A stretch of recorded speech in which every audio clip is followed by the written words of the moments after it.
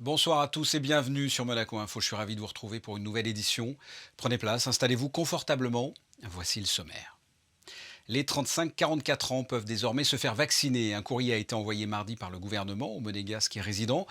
Nous serons avec un médecin généraliste, le docteur Kylian. Il reviendra sur l'importance de la vaccination et sur les craintes fondées ou pas de ses patients. Nous verrons tout cela avec lui. Le 9 juillet, en début de soirée, les meilleurs athlètes du monde seront réunis pour le traditionnel meeting Hercules. Un rendez-vous à ne pas manquer juste avant les JO. Pour nous en parler, le directeur du meeting, Jean-Pierre Chebel.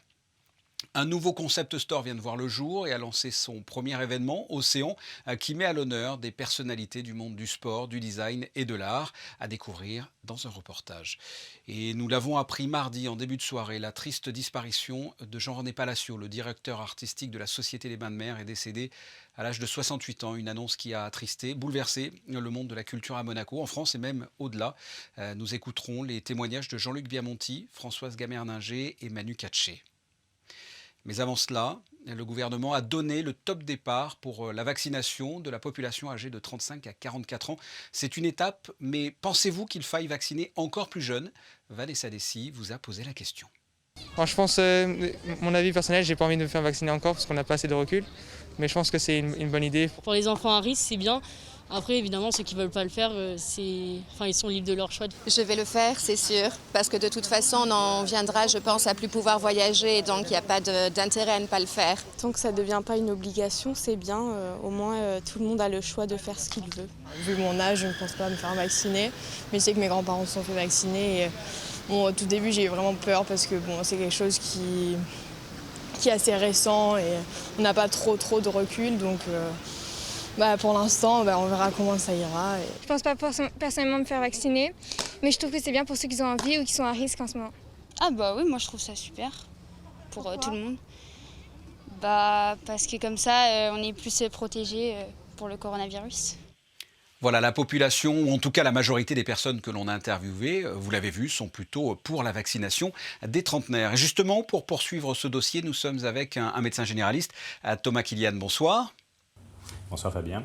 Première question, quel est votre point de vue concernant la vaccination? Qu'est-ce que vous dites à vos patients quand ils vous demandent s'il faut ou pas se faire vacciner?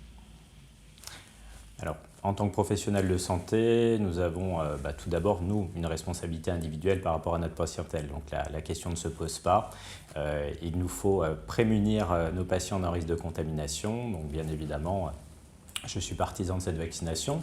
Mon discours va être un discours d'information. Je pense qu'en tant que médecin, nous sommes là pour apporter une information claire sur la base des données scientifiques actuelles et respecter le libre arbitre de notre patientèle en leur expliquant que nous sommes dans une situation actuellement où malheureusement, nous n'avons pas beaucoup d'autres alternatives. Beaucoup de thérapeutiques sont en cours de développement, donc il y a des travaux intéressants sur des antiviraux, sur pas mal de thérapeutiques, mais qui ne sont malheureusement pas encore suffisamment au point. On sait qu'il faut espérer une immunité au moins supérieure à 70% pour pouvoir sortir de cette pandémie. Beaucoup d'épidémiologues nous disent qu'il faudrait dépasser les 80, voire 90%. Et donc la vaccination s'impose comme l'outil principal et le seul outil actuellement pour permettre justement une immunité. Bien sûr, il y a parfois des peurs, des angoisses concernant cette vaccination venant de vos patients?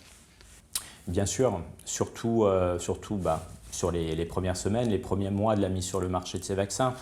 Encore une fois, c'est la nature humaine. La nouveauté fait toujours un petit peu peur, c'est normal. Les arguments sont les arguments de certains par rapport à la vaccination en général. On sait qu'il y a beaucoup de polémiques infondées qui circulent encore sur l'effet des vaccins. Et puis, bien sûr, une projection à moyen long terme de se questionner sur cette nouvelle technologie. En l'occurrence, la principauté propose le vaccin de chez Pfizer, donc à base d'ARN. C'est une technologie novatrice, mais pour laquelle, bien sûr, nous n'avons pas encore de recul, puisqu'elle existe à peine depuis 1 an et demi. Donc, les questionnements vont être sur les effets individuels. Est-ce qu'il peut y avoir des effets à long terme qui pourraient apparaître plus tard? Les effets éventuellement sur la descendance, sur les enfants. C'est des questions qui reviennent assez régulièrement. Qu'est-ce que vous leur répondez, justement ? Alors moi, en tant que professionnel de santé, je ne suis pas immunologiste, je ne suis pas spécialisé en génétique, mais je m'appuie sur les outils validés et les outils scientifiques. Donc actuellement, nous savons que les vaccins à base d'ARN vont avoir un mécanisme d'action spécifique qui ne va pas agir sur le noyau de la cellule. Ça, c'est quelque chose vraiment d'important. Notre patrimoine génétique se trouve à l'intérieur du noyau et donc le vaccin n'agit pas à ce niveau-là. Le vaccin, il agit également de manière très locale, vraiment sur le point d'injection, au niveau musculaire. Il n'agit pas du tout au niveau des organes de reproduction, donc les risques sur la descendance sont nuls. Il n'y a actuellement aucune crainte par rapport à ce risque de transmission. Et encore une fois, n'agissant pas sur le noyau, le risque de modification génétique, a priori, n'est pas à craindre selon toutes les données de la science en vigueur actuellement. Ce qui peut faire peur, ce sont les effets indésirables. Vous l'avez constaté dans votre cabinet ? Oui, tout à fait. Il y a des effets indésirables qui apparaissent, qui sont quand même relativement rares, qui restent du domaine des effets indésirables classiques des vaccins, donc courbatures, un petit peu de fièvre, des douleurs, mais qui restent minimes. Sur la principauté, nous n'avons noté aucune complication grave sur l'ensemble des patients qui ont été vaccinés. On est à une quarantaine de % de la population, soit plus de 15 000 patients quand même vaccinés, avec aucun cas grave relaté à ce jour. Est-ce que vous avez remarqué un changement d'opinion avec le temps ? Oui. Il y avait une opposition peut-être plus importante lors de l'apparition du vaccin, avec bien sûr tous ces questionnements pour lesquels nous n'avions pas forcément toutes les réponses à apporter. Le recul actuel rassure les gens. Certains modèles aussi internationaux, je pense par exemple à l'État d'Israël qui a eu une vaccination massive avec, je crois actuellement, plus de 60% de couverture vaccinale et avec une reprise d'une vie quasi normale qui commence à se mettre en place et avec vraiment une chute libre des hospitalisations et des nouveaux cas. Donc les patients sont fatigués de cette situation sociale, de ce quotidien austère, de ces restrictions, et sont bien conscients aussi qu'il y a des conséquences économiques et sociales qui sont gigantesques face à cette pandémie, et que si elle doit perdurer encore pendant des années et des années, ce sont des moments difficiles qui nous attendent, et que la vaccination est probablement un des outils principaux pour en sortir. Est-ce que le fait qu'il y ait de plus en plus de personnes vaccinées a fait diminuer le nombre de cas de Covid ? Vous avez constaté moins de cas dans votre cabinet ? C'est incontestable. C'est incontestable sur les dernières semaines et même sur les 2 derniers mois. Nous avons vraiment une diminution très très importante du nombre de cas. Là où nous enregistrions plusieurs cas tous les jours, actuellement nous avons quelques cas épisodiques par semaine. Mais encore une fois, il faut rester vigilant. Le virus est toujours en circulation, il y a moins de cas, le confinement et la vaccination ont vraiment eu des effets bénéfiques, mais nous rentrons dans une période charnière, une période vraiment très délicate où il va falloir que chacun fasse attention pour ne pas risquer une nouvelle vague justement à l'automne et à la rentrée. Restons vigilants, c'est un message important à faire véhiculer. Docteur Kilian, merci. Merci à vous. On passe au premier point info avec vous, Alexandra Pani. Comme l'année dernière, on ne va pas en voir de toutes les couleurs dans le ciel monégasque cet été. Bonsoir Fabien. Les amateurs du concours pyromélodique devront patienter encore car la mairie s'est résolue à annuler cette édition 2021 également. Habituellement, ce sont 4 rendez-vous durant l'été qui sont organisés, permettant aux artificiers du monde entier de montrer leur savoir-faire. Un nouveau visage aux commandes du restaurant étoilé Elsa. À seulement 30 ans, Manon Fleury a déjà imposé sa cuisine engagée et de conviction. La chef propose une démarche zéro déchet, d'utilisation complète du produit, emblématique d'une nouvelle génération de chefs respectueux du vivant. Une philosophie déjà adoptée par le Monte Carlo Beach, mobilisé pour le respect de l'environnement. Premier restaurant étoilé 100% biologique et pêche sauvage, et certifié depuis 2013 par EcoCert. Un nouveau menu à découvrir dès vendredi. Pour les mélomanes, vous nous donnez rendez-vous sous la verrière de l'Hôtel Hermitage. Oui, une soirée complète sous le thème de l'invention de la modernité. Au programme, un récital de Stéphane Cassard et Stella Almondo dès 18h30, puis un dîner 4 plats par Yannick Aleno. Les réservations sont ouvertes pour un tarif de 300 € par personne. Cette année, le Festival international de télévision de Monte-Carlo fête ses 60 ans. Oui, Fabien, un anniversaire reporté à cause de la crise sanitaire, mais cette année, le rendez-vous est bien maintenu, avec en projection pour la soirée d'ouverture une série sud-africaine, Reika. Une cérémonie qui se tiendra le 18 juin au Grimaldi Forum. À l'occasion de cette soirée, les membres du jury 2021 seront également présentés. Merci Alexandra. Nous vous retrouverons pour la suite de l'actualité en bref, juste après cet entretien sportif. Dans un mois et demi, environ le vendredi 9 juillet plus précisément, le Stade Louis II sera drapé des couleurs de la Diamond League avec le meeting Hercules. Nous sommes avec le directeur de cet événement, Jean-Pierre Chebel. Bonsoir. Bonsoir. À quelques semaines du rendez-vous des épreuves, dans quel état d'esprit êtes-vous, vous-même et votre équipe? Toute l'équipe est, je dirais, bien occupée. On a beaucoup de choses à remettre en place. Bien entendu, un meeting de cette qualité ne se fait pas du jour au lendemain. Donc actuellement, on est à la fois sur la partie organisationnelle et puis la partie aussi invitation des athlètes. Ça devrait être une belle édition. Que peut-on dire de cet Hercules 2021? L'Hercules 2021 s'annonce, oui, pour être un bon produit. En tout cas, notre comité d'organisation fait tout pour que ça le soit. Ça sera la possibilité de voir pour le public, de voir les stars qui seront présentes aux Jeux Olympiques juste derrière nous de Tokyo. Et ce sera vraiment les derniers réglages pour ces champions, les possibilités de parfaire leurs conditions, leur préparation physique. Et des stars, justement, il va y en avoir, il y a des grands noms qui sont prévus. Oui, bien sûr. Le plateau, actuellement, on est en train de débuter, je dirais, la constitution du plateau. C'est quelque chose qui démarre maintenant, mais je pense que le plateau sera en effet de très grand niveau. On peut donner des noms ou c'est encore trop tôt? Non, je veux dire, c'est encore trop tôt. D'abord, il n'y a pas eu beaucoup de compétitions l'an dernier, il y en a un peu pour l'instant. C'est vrai qu'on est vraiment dans les balbutiements actuellement. Bon, j'aurais essayé en tout cas de vous faire sortir quelques noms comme ça. Il y aura en tout cas la parité, 7 épreuves hommes et 7 épreuves pour les femmes? Oui, absolument. On a 14 épreuves au programme, 7 hommes et 7 femmes, tout à fait, oui. Quel type d'épreuve il va y avoir? Il va y avoir le 100 mètres pour les hommes. Si on peut en quelques mots développer les disciplines. On a en épreuve en sprint, on a le 100 pour les hommes, les 200 pour les femmes. On a en demi-fond le 800 et le 1500 et le 3000 steeple pour les hommes et pour les femmes. Et on a le 400 et la perche pour les femmes. Les femmes auront aussi le triple saut et le javelot. Et pour les hommes, ce sera le saut en hauteur et le saut en longueur. Un mot sur la piste qui date de l'année dernière. C'était un nouveau processus, une nouvelle surface inédite. Comment se porte-t-elle, cette surface? La piste se porte bien, elle est toujours parfaite, elle est prête à accueillir les champions. En tout cas, notre bitume est prêt et je veux dire pour de très belles performances sur la piste. Et ça devrait être un meeting avec du public. Est-ce que l'on connaît déjà la jauge et les règles sanitaires à respecter? Oui, le public, pour l'instant, on table sur au moins 8000 spectateurs. Les règles sanitaires, bien entendu, seront celles en vigueur à ce moment-là. Ça sera sur les masques obligatoires et je veux dire, on fera justement avec cette jauge de 8000 spectateurs un rang sur 2 et les séparations des places d'un siège par groupe de réservation. Donc, je veux dire, toutes les mesures seront prises comme elles avaient été prises l'an dernier. On avait bien fonctionné l'an dernier, vraiment, il n'y a pas de raison que ça ne fonctionne pas bien cette année. Et c'est compliqué d'organiser un meeting de ce standing dans ce contexte-là?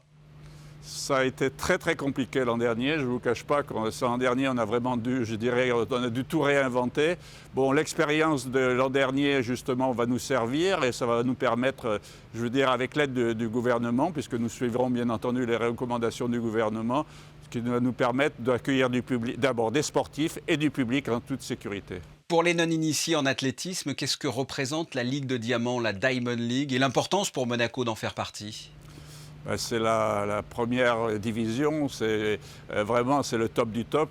Pour moi, après les championnats du monde ou les Jeux Olympiques, c'est la Diamond League, la compétition du plus haut niveau. L'avantage surtout, c'est qu'en 2 heures de spectacle, vous avez un programme regroupé. Vous voyez, parce que vous allez voir à Tokyo en 10 jours. Donc c'est vrai que c'est la possibilité de voir en une soirée un très beau spectacle d'athlétisme.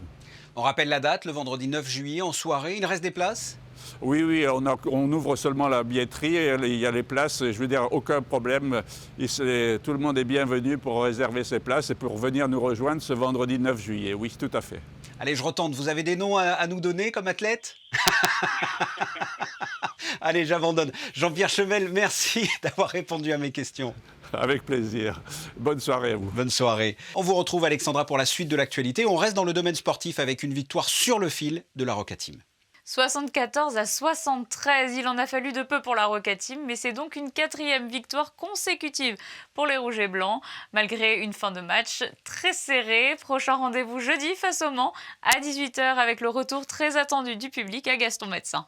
Il est déjà temps de penser aux futures activités pour nos enfants cet été. Oui, le centre de loisirs Prince Albert II a ouvert ses réservations pour les prochaines vacances scolaires. Si vous souhaitez y inscrire vos chères têtes blondes, ne perdez pas de temps et rendez-vous directement sur leur plateforme en ligne. Un appel aux dons est lancé pour l'association Semeurs d'Espoir. Oui Fabien, les stocks de l'association sont épuisés. Une collecte alimentaire est donc organisée ce samedi au centre commercial de Fontvieille de 8h30 à 19h.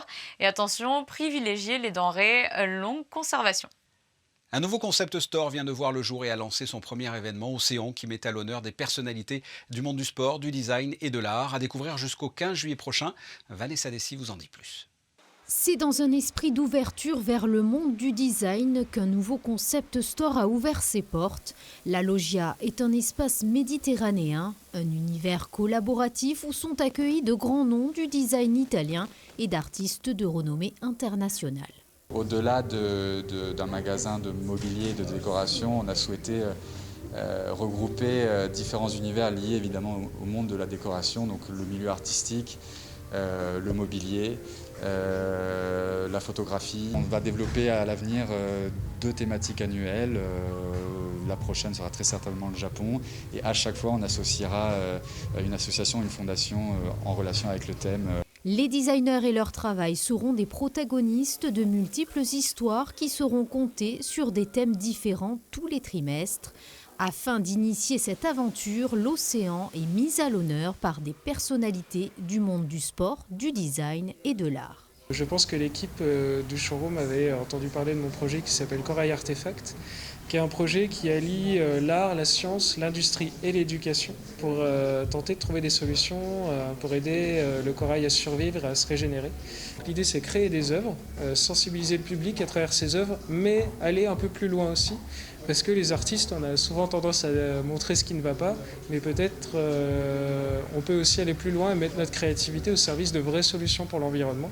Et du coup, j'ai créé aussi des protocoles de recherche et je m'inspire toujours des savoir-faire traditionnels pour trouver des réponses aux enjeux contemporains.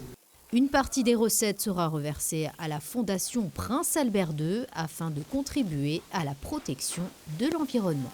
Nous l'avons appris mardi dans la soirée. Le directeur artistique de la Société des Bains de Mer nous a quittés à l'âge de 68 ans. Jean-René Palacio a créé il y a 20 ans le Monte Carlo Sporting Summer Festival. Il y a une quinzaine d'années, le Monte Carlo Jazz Festival. Il était également le directeur artistique du Jazz à Juan, une pointure dans son domaine. Il a fait monter sur la scène de la Salle des Étoiles ou encore de l'Opéra Garni les plus grandes stars du moment. Je vous propose d'écouter 2 personnes qui l'ont bien connu professionnellement. Et ça va même au-delà de cette sphère professionnelle. C'était des amis, Jean-Luc Biamonti et Françoise Gamerninger. Ce que je souhaite qu'on retienne de cet homme de grande culture, c'est la mission qu'il a accomplie à Monaco, qui était essentielle dans le domaine musical. Les relations qu'il a su entretenir avec les artistes internationaux et en même temps sa volonté de donner un éclairage tout particulier aux jeunes artistes. Et je pense que c'était très important dans le milieu musical. De son action également, je voudrais que l'on retienne son audace. L'audace de mélanger les genres musicaux, d'inviter Marcus Miller avec l'Orchestre Philharmonique et de nous faire découvrir toutes sortes de musiques sans être frileux. Jean-René a travaillé pour nous pendant plus de 20 ans à la direction artistique. C'est lui qui a monté le Summer Festival au Sporting.